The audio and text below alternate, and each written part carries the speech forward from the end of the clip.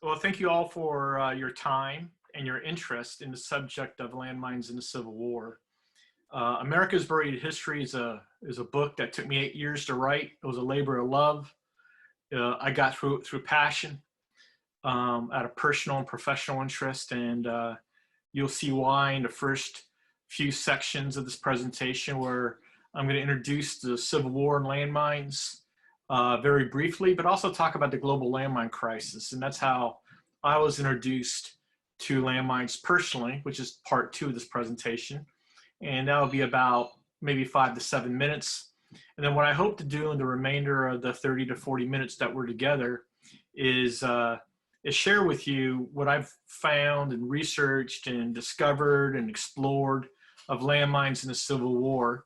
I have found 14 to 15 different battles where landmines took place around the Civil War. And what I did in this presentation in terms of preparation is I tried to pull a key battle out of each year of the Civil War, and just share with you the experiences of the soldiers during those battles. The global landmine crisis is a crisis. Landmines infest more than 80 countries around the world. The darker colors are where landmines are very predominant. Landmines have killed and maimed more people than chemical, biological, and nuclear weapons combined. You see some of the United States and Mexico are kind of in light yellow, and that is because of the Civil War and landmines. And up in Alaska, when Japan invaded in 1942, they took over a couple of Aleutian Islands and used landmines there. Mexico is more related to criminal cartels, etc. Colombia is a rising country with landmines, and of course the usual suspects in terms of Iraq, Syria, in Afghanistan. One reason there's so many casualties around the world because of landmines is because they're cheap and they're easily used. You don't need a high skill set to deploy. This is a victim activated mine. In my presentation, I'll be talking about 2 different types of landmines: contact, otherwise known as victim activated landmines, where a footstep or a cart would trigger the explosion. And a second type of landmine would be a command-controlled landmine, where an operator is in the loop and controls who the target or the victim is going to be. One reason there's so many casualties in landmines around the world is because of the photograph that you see here. There's a Chinese Type 72 anti-personnel mine, mostly in Southeast Asia on the left, brand new. And on the right, it's that same landmine as it appears 10 to 15 years after the war. This is a study that I was part of. It was a landmine aging study funded by the Department of State. And in other words, when the wars are over, the civilians return to farmers, non-combatants, and they step on these. So over 90% of the victims of landmines around the world are civilians after the war than what those landmines were laid for. My accidental discovery of landmines in 2002, landmines in the Civil War, that is, was I had been by this time I had been working in the landmine field for about 2 decades, 21 years. And I was a chaperone out to VCU in Richmond for my children's high school. They're on a robotics team. We live in the Shenandoah Valley, Harrisonburg, Virginia. I'm a professor at James Madison University. Anyway, our neighbor was a math instructor and needed a parent to drive. So I drove out there in my minivan, and I dropped the kids off at VCU and toured some Civil War battlefields, and came across this way marker on the left, Fort Johnson, where it said that landmines were used in 1864 outside of Richmond. It shocked me. I never knew that. And I'm a Civil War hobbyist. I'm from Colorado, but I've always loved the Civil War. And I've written about landmines, and I was totally stunned. I had heard through rumor that 1862 landmines were used in Yorktown under the command of General Gabriel Rains on the Confederate side, but I never knew those used in 1864, Fort Johnson. And so this is the beginning of an 8-year project. This started in 2012, and my book was released by Savas Beatty this year in April. And about 6 years of that was straight research, digging through journals, archives, and official records of the War of the Rebellion. But it all started right here at Fort Johnson outside of Richmond. How did I get involved in landmines? What was my interest in landmines? Well, this is in Somalia in 1993. I was a humanitarian aid worker. It was during the Black Hawk Down time period. In fact, Black Hawk Down, if you are familiar with the movie, happened 10 weeks before my accident on December 16th, 1993. And there's my vehicle. The right front tire hit a mine. There's a donkey cart, as you see in the right foreground. We slowed down and we hit the mine. And the result was the right front part of the vehicle pretty much disappeared. And unfortunately, that's where my legs were. So ladies and gentlemen, this is my introduction to a landmine. I hope you don't have a similar experience. But this is the beginning of my work with landmines. Again, I was an international humanitarian aid worker. I worked in Mauritania with the Peace Corps, the United Nations in Senegal, cross-border food operations in the Kenya, Somalia area, and I was a credit union training officer. And the upshot is I ended up losing both my legs. And I really had no reason why. And I'll go through this really fast. There's only 2 more slides on this, my personal introduction. But I was asked to testify before the U.S. Senate Subcommittee for Foreign Operations about landmines. And this is really the beginning of the discovery that 26,000 people a year were being maimed or killed by landmines. And I just was unique. And my story was actually quite a boring story, because it happened so frequently around the world, but it was covered by CNN, CBS Sunday Morning. And so folks started flying me around the world, working on landmines, trying to deliver prosthetics to amputees around the world, trying to promote landmine victim assistance for those who've lost their limbs, trying to promote economic and social economic reintegration of disabled populations in countries without the Americans with Disabilities Act, of course. And along the way, got to meet some interesting people, including Senator Elizabeth Dole. At the time, she was president of the American Red Cross. She's in the yellow dress, and the purple dress, of course, is Princess Diana, Diana, the Princess of Wales. On the left is her last visit to the United States. That's a speech we gave together in Washington with the American Red Cross. And on the right, Princess Diana, her last international humanitarian trip was August 8th to August 10th in Bosnia. That's photographed as in Sarajevo. I was co-founder of the Landmine Survivors Network with another American landmine survivor, Jerry White, who now teaches at the University of Virginia. And we co-founded the Landmine Survivors Network, and we had a short-term consultancy with the State Department in Bosnia, and had the honor and the privilege of escorting Princess Diana around Bosnia. The result of all that work was a book in 2010 that I wrote called Disarming States, the International Movement to Ban Landmines. The coalition to ban landmines won the Nobel Peace Prize in 1997. Jerry and I, through our leadership of the Landmine Survivors Network, was part of that award, arguably the most prestigious award that the world has to offer. And so this was 2010. It was everything that I could find in 17 years of research on landmines. And I had heard rumblings and rumors about landmines in the American Civil War, but really never pursued it because I didn't think it existed really. But in 2010, when this book came out, I had just moved from Missouri, Southwest Missouri, where I was a professor at Missouri State University and on the board of trustees of the Wilson's Creek National Battlefield Foundation.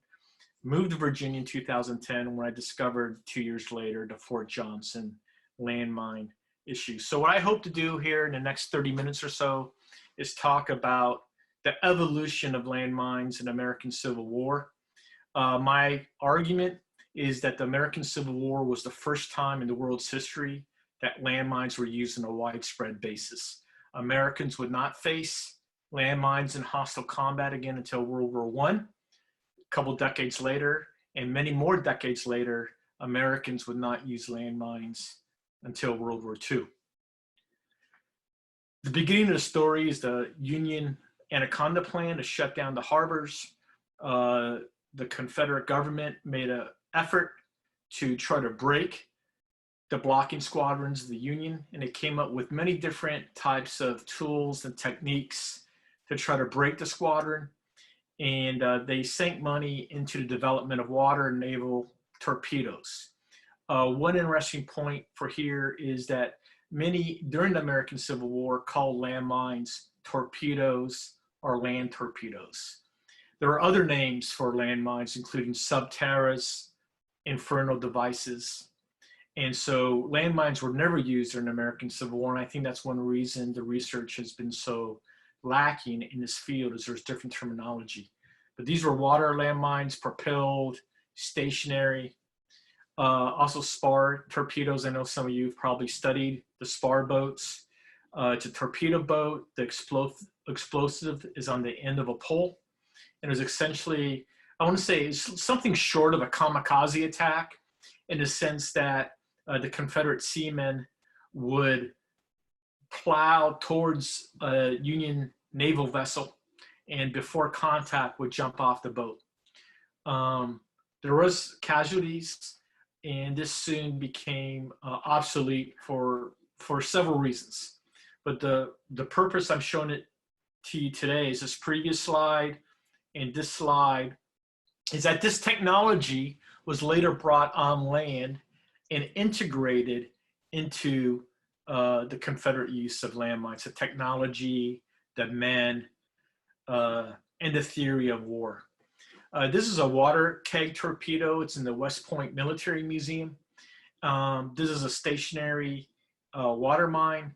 And the reason I put it here is that several of these were used on land in 1863 by the Confederate defenders of Battery Wagner in South Carolina. And I'm not going to be talking about Battery Wagner. A lot of landmines were used there. I have an article coming out soon in the U.S. Colored Troops, the 54th Massachusetts, which ran across this minefield. But this is the third of 3 slides, just to highlight that the investment that the Confederate Higher Command made in water mines and naval mines was soon brought on shore. And so this is actually a water mine, but in my book, I highlight that these were used on land as well. The first time that landmines were used in North America, the Western Hemisphere, the American Civil War, was at Columbus, Kentucky. But also water mines were used, and these were command-controlled water mines in the Mississippi River. They're deployed but never ignited. On land, this is one of the maps that's in my book. I have about 14 or 15 different maps based on primary sources on where the minefields were. But here in Columbus, Kentucky, they're used in the north and the east to block the roads. The water mines, of course, were in the Mississippi River. These were command detonated mines. They were not ignited ever because the Confederates withdrew from their positions after Fort Donelson, Kentucky fell, and they didn't want to be surrounded. This is in Harper's Weekly. In the middle 2 illustrations are Union soldiers defusing command detonated mines at Columbus, Kentucky. Again, command detonated mines are operated. The target could be discriminated, as opposed to contact mines, which I'm going to show you in the next couple slides, which are victim activated and the target cannot be discriminated. So this is Harper's Weekly. A lot of great information from the writers, from the reporters, covering the Union occupation of Columbus. In 1862, during the Peninsula Campaign, was the first time that contact or victim activated mines were used. They're used down in Yorktown and in Williamsburg a day later. They were used in Yorktown May 4th and May 5th. And then as the Confederates withdrew up to Richmond, after evacuating the Yorktown positions, they're used in Williamsburg. You could see on the map some of the places where the mines were used. And I have 2 more detailed maps that I'm going to share with you in a second here. So on May 4th and May 5th, the evening of May 4th, the early morning of May 5th, the Confederates withdrew to positions. They're outmanned or outgunned by General McClellan's army. And as the Union troops were thrilled that there wouldn't be a fight, that the Confederates are through. They occupied the Confederate defensive works in the city itself, and many of them were killed and maimed permanently by buried artillery shells that were used as landmines. This is the first of 2 cases in the American Civil War that I could find that landmines were used in a way that wasn't for a defensive purpose. Now it's in Yorktown. They were used for a defensive purpose in the perimeter area, and then also Williamsburg coming up here in the retreat. Landmines were used on the Yorktown Road and the Richmond Road to delay pursuing federal forces. Let me just go back a slide. Here is that this is a Confederate landmine. It's a repurposed artillery shell, 8 and 10 pounders. They're pressure sensitive. You can see the fuse mechanism on the left. So pressure on top of the mine would detonate the explosive device. This is considered uncivilized by Union forces, and General McClellan interviewed in the New York Times that these are uncivilized. He ordered Confederate prisoners of war declare their own landmines. And when General Johnston, the Confederate commander, read about this, he and General Longstreet opposed further use of landmines by Confederate forces. But General Gabriel Rains, the father, or really the father of most of the Confederate landmines, defended his position that these were legitimate tools of defense, especially against the enemy that is not abiding by the laws of war or whatever laws of war existed. And he used, for example, the shelling of his hometown of New Bern, North Carolina, Union shelling of his hometown of New Bern, North Carolina. That's the house that he grew up in. There's a historical marker there. Gabriel's brother, George, was also a West Point graduate and later became the leading officer of the Augusta military arsenal, which produced a lot of gunpowder for the Confederacy, including for his brother's landmine inventions. Before I get to Port Hudson, this is in 1863, Port Hudson. The Confederate Higher Command, by the end of 1862, decided with Gabriel in favor of Gabriel Rains that landmines were legitimate tools of war. Opposition within the Confederate Higher Command that landmines were inhumane and should be banned beyond the pale of civilization ceased, and landmines became an integral part of many Confederate defensive fortifications around the Civil War. And this is what was new to me, and I think much of the literature and trying to piece together. Again, I'm just bringing one battle out for each year.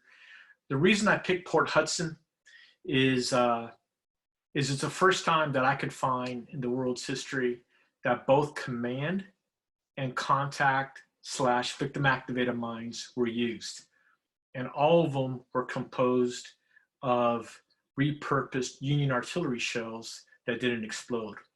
Port Hudson was the longest siege in American military history. And here landmines were used. If you look at the map on the left, Fort Desperate, I have some slides of Fort Desperate, which I'm going to show you. That is where command controlled landmines were used. Right below that is Priest Cap, right to the left of where you see the word Banks. And down in the south, in a position known as the Citadel, where victim activated or contact mines were used. This is Fort Desperate. It was a desperate position for the Southern defenders. The siege was so long, and the Union bombarded the Confederate position so much that as they were running out of weapons, bullets, the Confederates repurposed a lot of the unexploded Union shelling for their own ends. And this included landmines. As you see here, this is a description marker at Port Hudson. I never saw this before until I actually physically visited the battlefield. And on the left, you see a diagram or illustration of how buried artillery shells were used as landmines. What was interesting to me was there's a cord that's through the defensive position, protective position, that the Confederate soldier engineer actually would pull when the Union troops assaulted several times their defensive positions. These are, this is in the Port Hudson Museum. They're at State Historic Park in Louisiana. And these are unexploded Union artillery shells. Many of these were converted into landmines and used at Port Hudson. And now I'm using the word landmines here. In today's terminology, they could easily be called improvised explosive devices, or IEDs, which is the #1 source of our casualties in combat currently overseas. I know one of my sons is a Marine. He's in a weapons platoon, graduate of VMI, and he does a lot of landmine kind of operations in terms of learning how to use some of the tools to get through a minefield. I have a second son who's an explosive engineer, and he makes some of the equipment that our Defense Department uses to clear these bombs. But they're called IEDs and landmines. And this is what I want to show everybody here. These are actual photographs of Iraq with unexploded ammunition. This is American unexploded cluster bombs. There's 3 types of cluster bombs right there in the foreground. And there's a high dud rate, even though, you know, here we are in 2010, 2015, and there's still a high failure rate of our bombs. So you can imagine going back to Port Hudson in 1863, the high failure rate. Here in combat, I know from the Israeli military bombing of Hamas, Hezbollah positions in Lebanon in 2005, 2006, the unexploded rate was about 15 to 20%. And those were the M85s, really powerful cluster munitions. I think maybe the M95, I can't remember. But anyway, the short story here is that there's a high unexploded rate. These were taken by our enemy and turned into IEDs, buried in the rocks or in the carcasses of animals, and then used on an American ambush with the US munition. So I'm just gonna slip back here to Port Hudson Museum. So obviously I don't have photographs or illustrations of victim activated landmines at Port Hudson or victim activated improvised explosive devices. In international law, the terminology for the definition of these weapons is the effects of the weapon and an innocent act or an act by a victim on stepping on the ground and getting blown up. It doesn't matter if it's a landmine or IED, it's called a landmine. So that's the terminology I use. So I just want to highlight the role at Port Hudson of the repurposing of Union unexploded artillery shells being converted into both command and contact detonated mines. Let's move on to 1864. On the left is the West Point Military Museum basement, out of view of the public. I had an opportunity to be escorted down there with my cell phone and take some pictures, no touching. But the middle on the left there, that is a spring-loaded percussion torpedo that was used on the roads that General Sherman used on his march to the sea.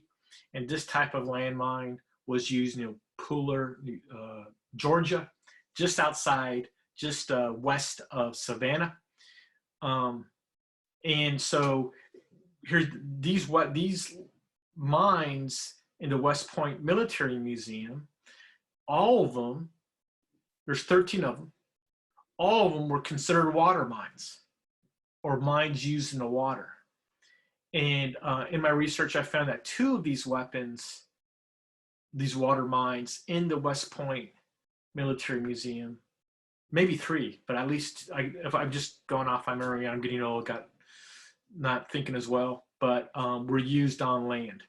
So after overcoming those landmines, General Sherman ordered the assault on Fort McAllister, just south of Savannah. A lot of landmines. These were contact or victim activated mines used at Fort McAllister. One of the reasons so many landmines were used here was Fort McAllister, when it was designed and built, never imagined a land side invasion. It was built as a coastal fort. Years before the Civil War, its major guns were pointed towards the ocean, the river, which led out to the ocean.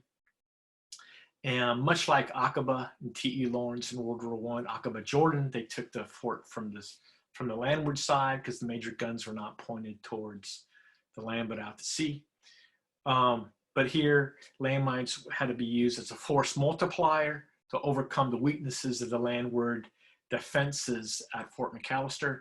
Here's Fort McAllister today. It's another wonderful state historic park. It's up there with, in terms of beauty, and a bucket list item up there with Port Hudson and Fort Blakeley, Alabama, which I'll talk about here in the next couple slides, all state parks. So on the right, where you see the forest, that was all cleared in 1863, and that's where the landmine field was. You can't really see it, but there's a sign by the walkway on the right-hand side marking the edge of the minefield. So the Union forces overcame the landmine defenses very quickly. There was a high rate of casualties, catastrophic injuries that led to death. The 53rd Ohio, for one, and that's how I start off. My book in the prologue is talking about the wounded of the Union soldiers trying to put their limbs back on.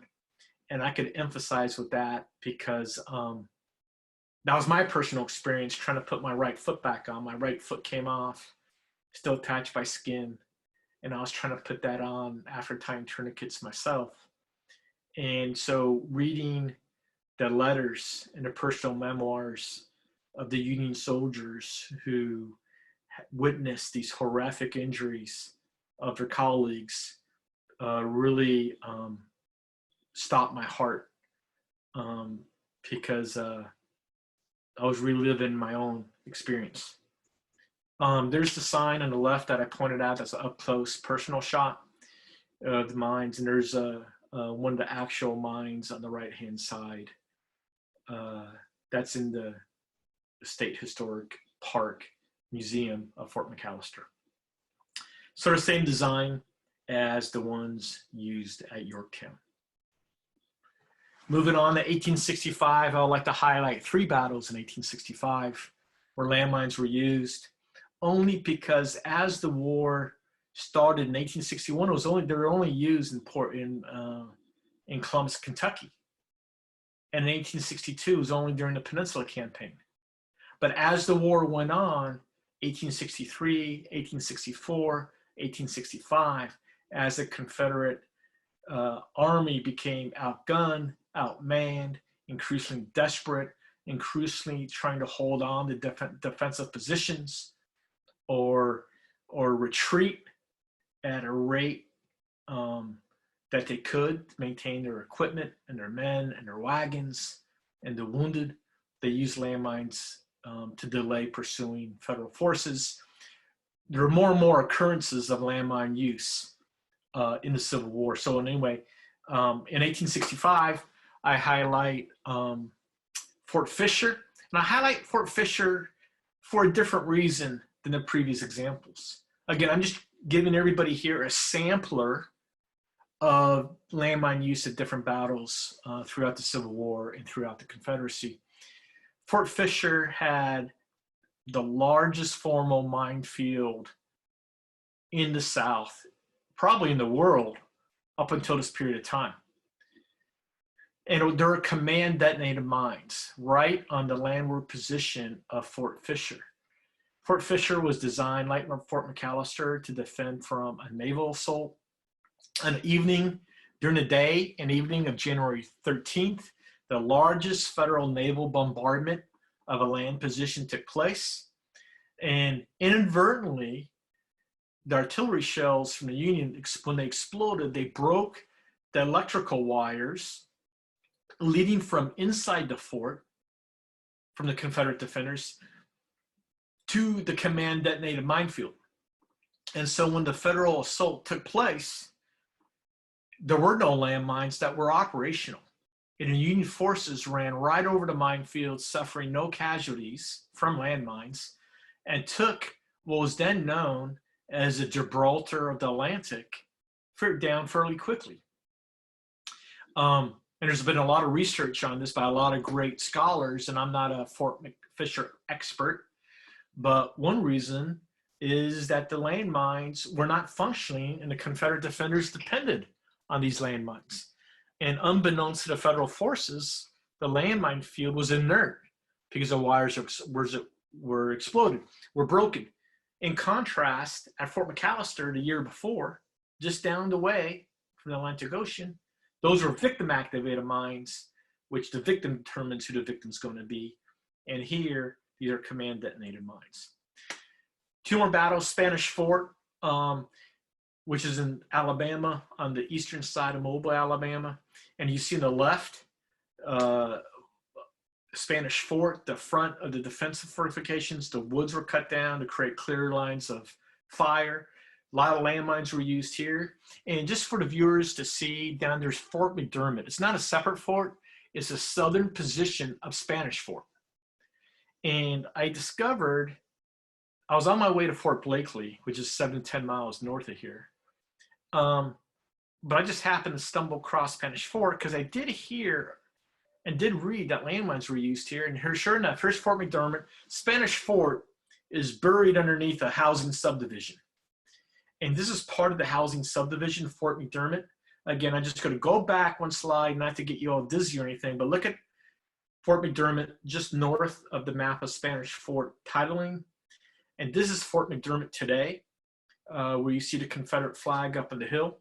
And from what I could determine and from the readings, landmines were used in the upper left paragraph, upper left photo from where I took the photograph to the houses in the back.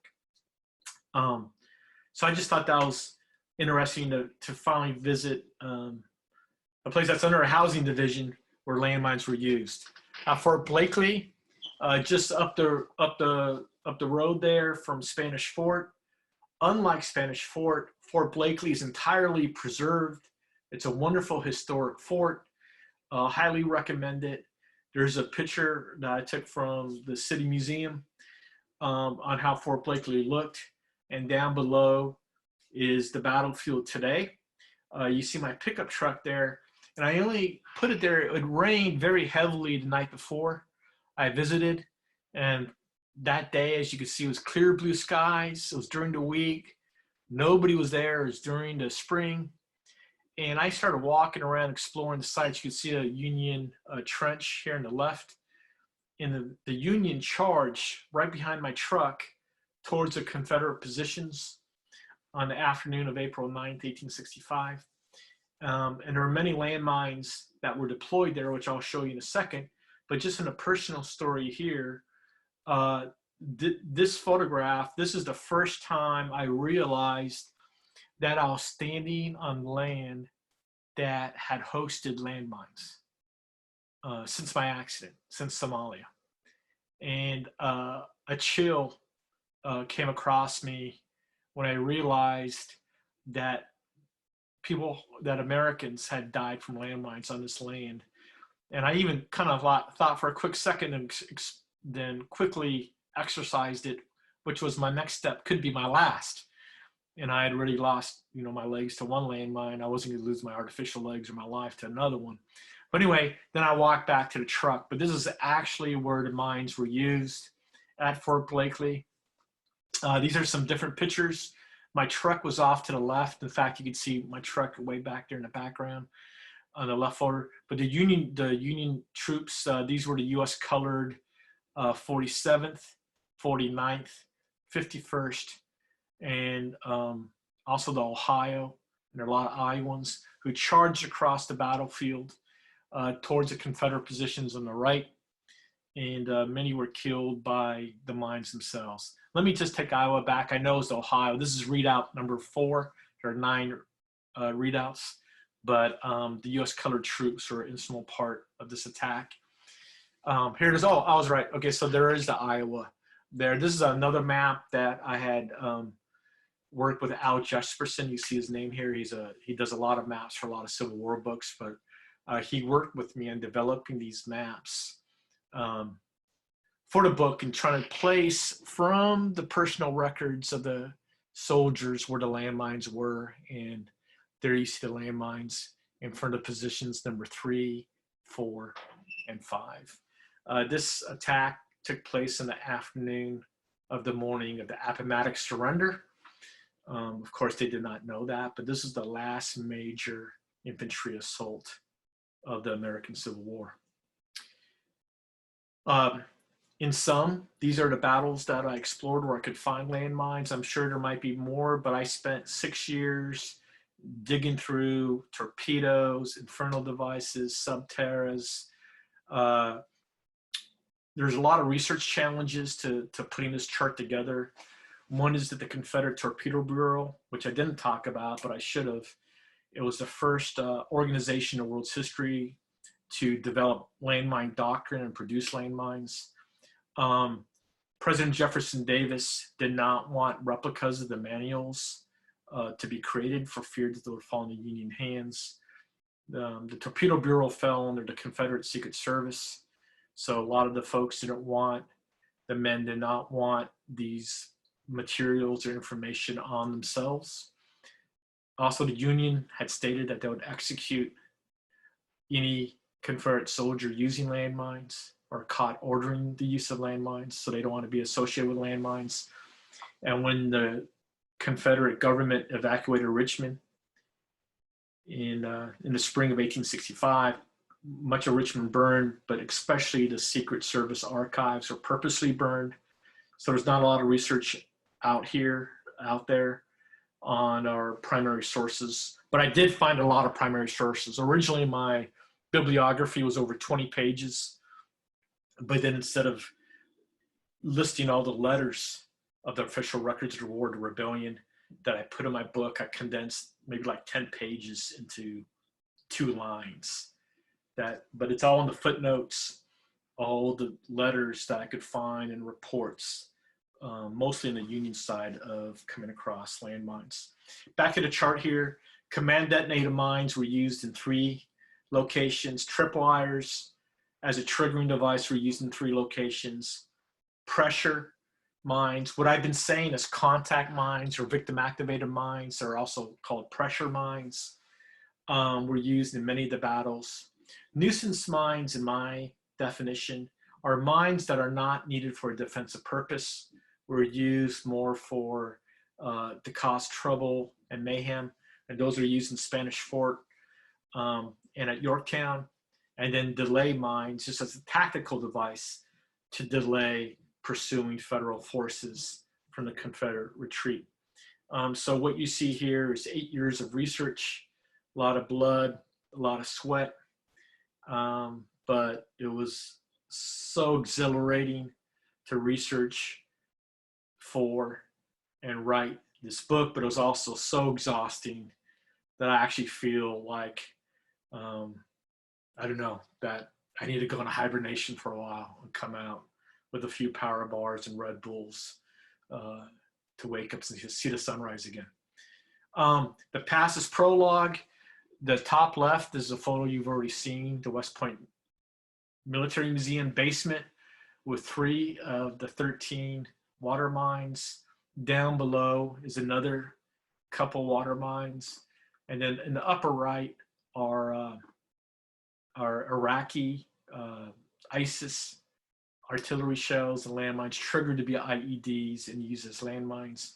And as I said earlier, several of the Confederate water mines were used on land. And as you saw in my presentation, artillery shells were repurposed for landmines, like in Yorktown, Confederate artillery shells. And then also Union artillery shells were repurposed as landmines at Port Hudson and other places, both as pressure, contact, victim activated, and then also command detonated. And so this technology is still being used today. And the thesis of the book is that, and I believe this, I've been working in this for 25 years. Landmines in the American Civil War was the first time the world witnessed the widespread use of these weapons, which is an increasingly large part of combat operations. I'd like to thank you all very much for your time. All credit to Savas Beatty, to Ted and his team. He took the book. I was so happy. It was so great working with him and his team. And I'd like to thank you all very much. And in the chat room, I can answer any questions that you may have. So Thank you, and God bless.